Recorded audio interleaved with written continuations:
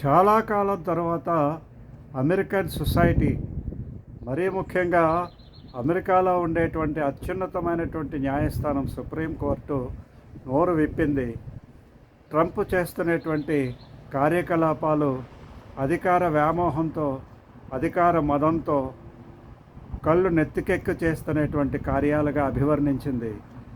అయితే వెంటనే ట్రంప్ దాన్ని ఖండించాడు అనుకోండి, అది వేరే విషయం. అమెరికా అనేటువంటిది ఒక పిచ్చివాళ్ళ స్వర్గంగా తయారు చేయాలని చూస్తున్నట్టున్నాడు Trump.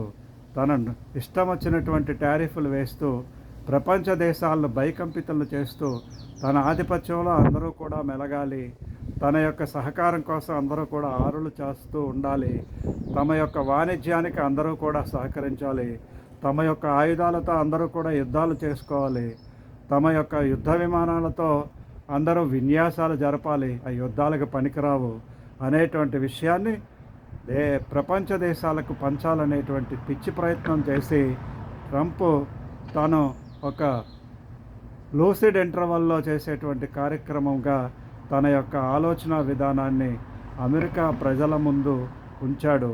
America is always great, దాన్ని ఎవరు డినై చేయరు. కాకపోతే చేసేటువంటి పనుల బట్టి, స్వభావం బట్టి, గుణాన్ని బట్టి, సహకరించే విధానాన్ని బట్టి ఆ దేశాలకు పేరు ప్రతిష్టలు అనేటువంటి వస్తూ ఉంటాయి, పోతూ ఉంటాయి.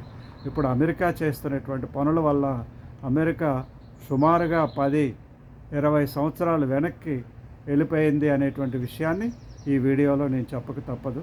జై హింద్, జై భారత్.